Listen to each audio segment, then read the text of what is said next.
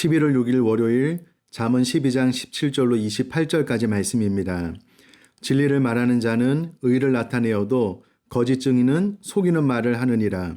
칼로 찌른같이 함부로 말하는 자가 있거니와 지혜로운 자의 혀는 양약과 같으니라. 진실한 입술은 영원히 보존되거니와 거짓 혀는 잠시 동안만 있을 뿐이니라. 악을 꾀하는 자의 마음에는 속음이 있고 화평을 의논하는 자에게는 희락이 있느니라. 의인에게는 어떤 재앙도 임하지 아니하려니와 악인에게는 앙화가 가득하리라. 거짓 입술은 여호와께 미움을 받아도 진실하게 행하는 자는 그의 기뻐하심을 받느니라. 슬기로운 자는 지식을 감추어도 미련한 자의 마음은 미련한 것을 전파하느니라. 부지런한 자의 손은 사람을 다스리게 되어도 게으른 자는 부림을 받느니라. 근심이 사람의 마음에 있으면 그것으로 번뇌하게 되나 선한 말은 그것을 즐겁게 하느니라. 의인은 그 이웃의 인도자가 되나 악인의 소행은 자신을 미혹하느니라. 게으른 자는 그 잡을 것도 사냥하지 아니하나니 사람의 부귀는 부지런한 것이니라. 공의로운 길에 생명이 있나니 그 길에는 사망이 없느니라. 아멘. 오늘 우리가 읽은 생명산 본문의 말씀은 특별히 말에 대한 교훈을 주는데요.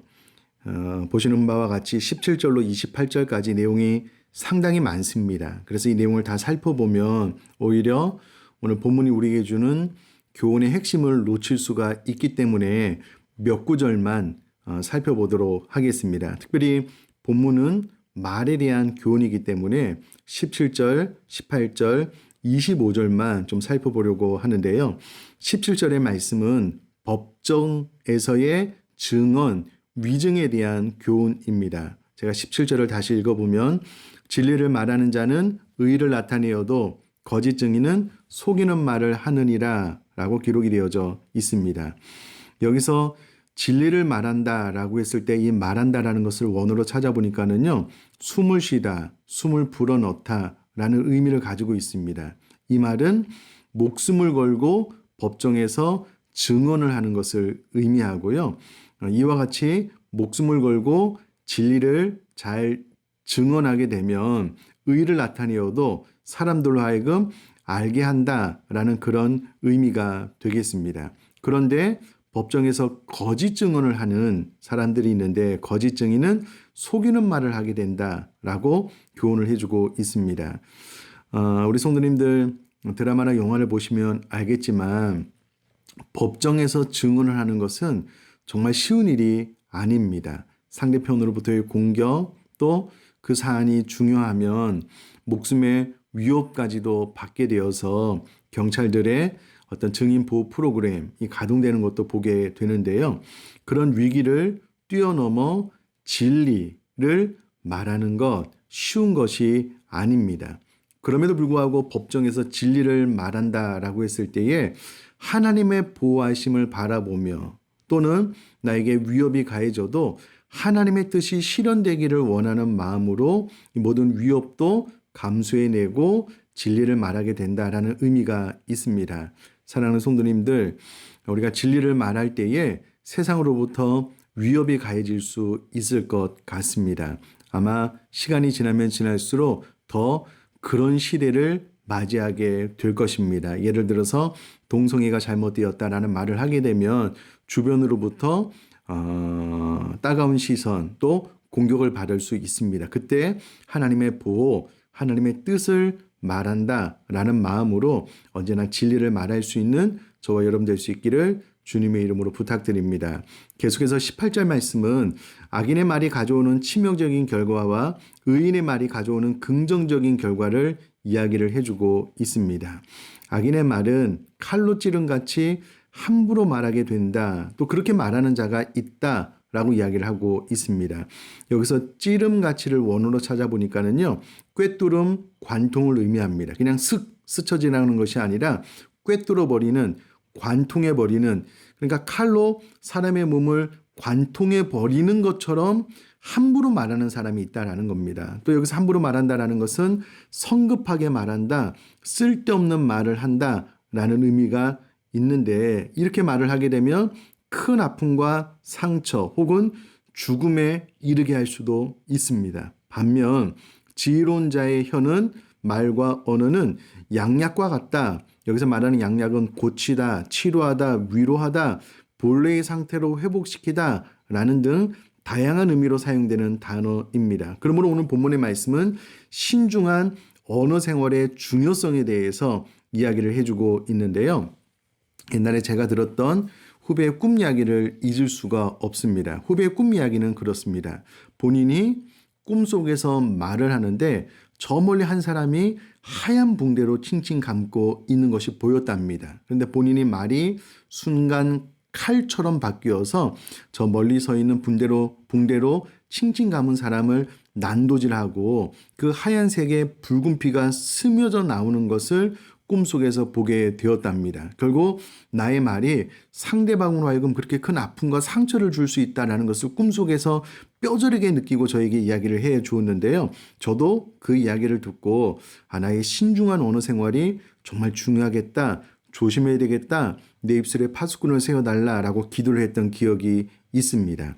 그러므로 우리 그리스도인들은 신중한 언어 생활을 해야 됩니다. 이를 위해서 기도했으면 좋겠습니다. 그런데 오늘 본문이 의미하는 말을 우리가 마음속에 잘 받으면 우리가 소극적으로 말을 절제하는 것, 꼭 필요할 때만 말하는 것 중요하지만 적극적으로 지혜로운 자의 혀는 양약과도 같다.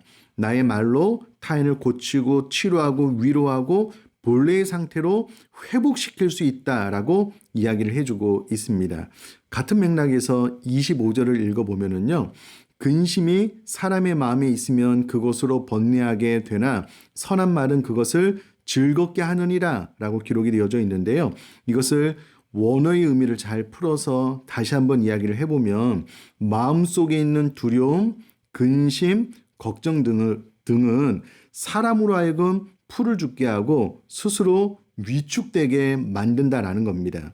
그러면 이런 자에게 필요한 것이 무엇이냐면 선한 말인데 여기서 말하는 선한 말은 윤리적으로 선한 말이지만 플러스 유효적절한 말을 의미하고요.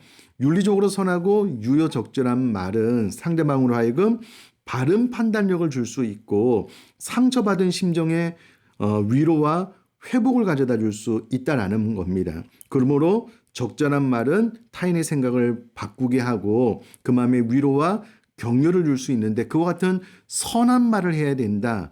이와 같은 선한 말을 할 때에 적절한 말을 할 때에 상대방으로 하여금 즐겁게 한다. 근데 이 즐겁게 한다라는 것을 또 원어로 찾아보니까는요.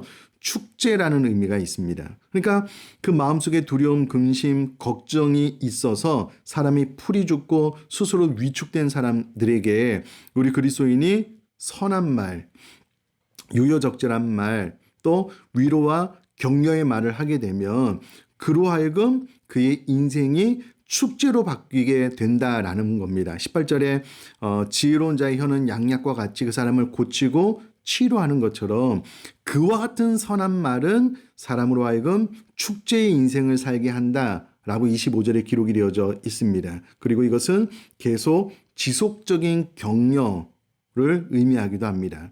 그러므로 우리 그리스도인들은 소극적으로 나의 신중한 언어 생활의 중요성을 새겨 절제하고 필요할 때만 말을 해야 되겠지만 그러나 내 언어 가운데 기름 부어 주셔서 나로 하여금 풀이 죽어 있고 스스로 위축되고 삶의 근심 두려움으로 가득한 사람들에게 내 언어 생활로 인하여 그들의 마음을 만지고 또 힘을 보돋아 주고 위로하고 격려하여서 그의 삶을 즐겁게 축제로 바꾸게 해주는 그런 언어 생활이 되길 원합니다 라고 기도하고 이 기도 제목을 마음속에 품고 내 언어 생활 가운데 하나님의 기름 부으심이 있기를 하나님 앞에 간구하는 저와 여러분 될 수 있기를 주님의 이름으로 축복합니다. 살아계신 하나님 아버지, 우리 그리스도인들이 얼마나 신중한 언어 생활을 해야 되는지 이 말씀을 통해서 교훈을 해주셔서 감사합니다. 칼로 찌른 같이 함부로 말하지 않도록 도와주시고 지혜로운 자가 되어서 나의 언어 생활로 인하여 정말 힘들고 어렵고 풀이 죽고 위축된 삶을 살고 있는 분들에게 치료와 회복, 위로와 격려, 그의 어그러진 삶이 오히려 축제가 되는 삶으로 변화시킬 수 있는 언어 생활을 할 수 있는 은혜를 허락하여 주옵소서. 감사드리며 예수님의 이름으로 기도드립니다. 아멘.